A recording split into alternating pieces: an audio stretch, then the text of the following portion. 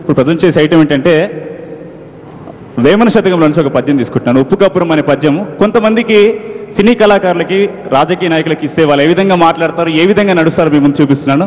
మొట్టమొదటిగా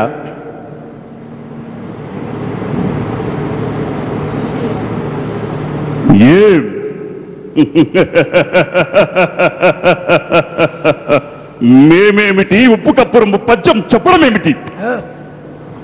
ఇది కళలో కూడా జరగని పని మామ. ఉప్పు కప్పురం ఒక్క పోలికరు చోట చూడరుచులా జాడవేరు. పురుషులందు పుణ్య పురుషులు ఎవరుంటారు మేము తప్ప. విశ్వదాభిరామ నందమూరి తారక రామ. ఇది ఆయన స్టైల్ అండి. తర్వాత ఇంకొకరు వస్తున్నారు.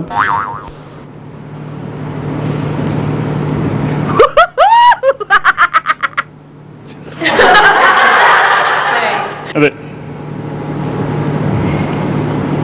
మీకు చాలా సందర్భాలు చెప్పాం, మనం ఎప్పుడూ ముందుకెళ్తున్నాం.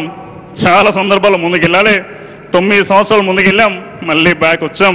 కాబట్టి ఎక్కడ ముందుకెళ్ళాలో అక్కడ వెళ్ళాలి, వీలైనప్పుడు బ్యాక్ రావాలని మీకు తెలియజేస్తూ, మరి ఈ బాబు మీదనే బాంబు వేయాలని చూశారు. ఏ బాంబు కూడా ఈ బాబుని ఏం చేయలేదు.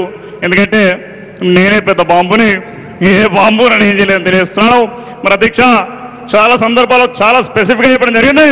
ఇదేమిటంటే ఉప్పు కప్పు రంబు ఒక్క పలికి నుండు చూడరుచులా జాడవేరని తెలియజేస్తున్నాను. మరి బాబులందు చంద్రబాబు నాయుడు వేరయా, భూములందు జన్మభూమి వేరయా, దానంలందు శ్రమదానం వేరే అని తెలియజేస్తున్నాను. మరి అంతేకాకుండా విశ్వదాభిరామ ఎన్టీఆర్ నా మామ, జై జన్మభూమి, జై తెలుగుదేశం. ఇది ఆయన స్టైల్ అండి. తర్వాత ఇంకొకరు ఉన్నారు.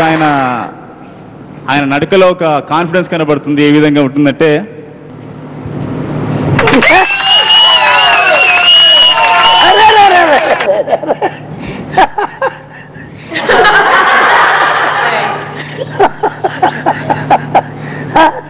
కిందికి పంచే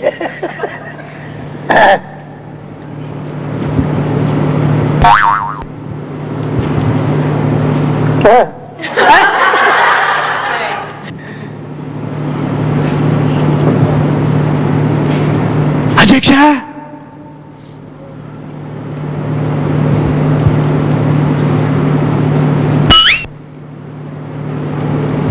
ఉప్పు కప్పు రంబు ఒక్క పోలికనుండమ్మా. ఏమేం చెప్పాలా?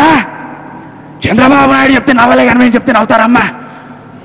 ఉప్పు కప్పు రంబు ఒక పోలికనుండు చూడవచ్చు జాడవేరమ్మా. మరి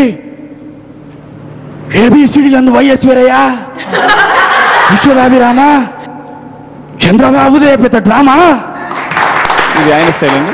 తర్వాత ఇంకొకరు ఏంటంటే ఆయన లాంగ్వేజ్ డెమాన్స్ట్రేషన్ చేస్తారు. తెలుగు మాట్లాడతారు, హిందీలోకి వెళ్తారు, తర్వాత ఇంగ్లీష్లోకి వెళ్తారు. వెంకయ్య నాయుడు గారు 3 రకాల లాంగ్వేజ్ మాట్లాడుతున్నారు. ఏ విధంగా ఉంది? ఒక సభను ఉద్దేశించి మాట్లాడే స్టైల్. మరో దేశంలో అనేక సమస్యలు ఉన్నాయి. జనాభా సమస్య కానివ్వండి, నిరుద్యోగ సమస్య కానివ్వండి, మరి ఏ సమస్యలు కానివ్వండి, మరి బీజేపీ గవర్నమెంట్ కేంద్రంలో అధికారంలోకి వచ్చిన సమస్యలపై నిరంతరంగా పోరాడుతుంది.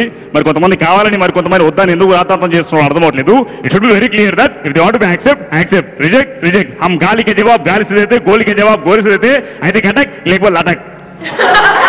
ఇది ఆయన స్టైల్ అండి. తర్వాత అక్కినేని నాగేశ్వరరావు గారి పద్యం చెప్తే విధంగా ఉంటుంది. వేమన ఉప్పు కప్పు రంబు పద్యం చెప్పడానికి నేనెవరు, వినడానికి మీరత్తా ఎవరు? అత్త మాయ. ఉప్పు కప్పు రంబు ఒక పోలికను చూడరుచులా జాడవేరు. పురుషులంతా పుణ్య పురుషులు ఎవరుంటారు? నేను నా బాబు అక్కినేని నాగార్జున తప్ప. విశ్వనాభిరామ విష్కి అంటే నాకు ఎంతో ప్రేమ. ఇదేనండి. తర్వాత ఇంకొక అతను ఉన్నారు, శ్రీ బండారు దత్తాత్రేయ గారు.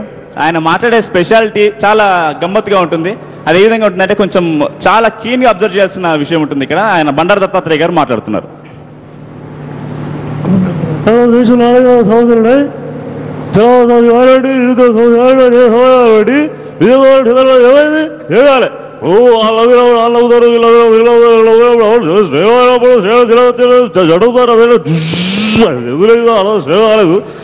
తినడం వచ్చింది, రైలు కుక్క వచ్చింది, వినోదం వచ్చింది, మీద కుక్కవాడి వచ్చారు, బడుగు వచ్చారు, బాగుంది పో. ఎంత సింపుల్ గా మాట్లాడేస్తారు అండి. బుస్ అనే సౌండ్ తప్ప మధ్యలో మాకేమి భలే అర్థం కాదు. నేను అది తప్పించి మిగతాది ఏది నా మైండ్ తో మాట్లాడలేదు సార్.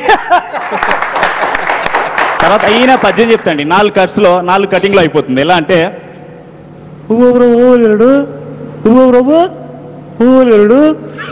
చూడగారు పురుషులు పుణ్య పురుషులు ఎవరంటారు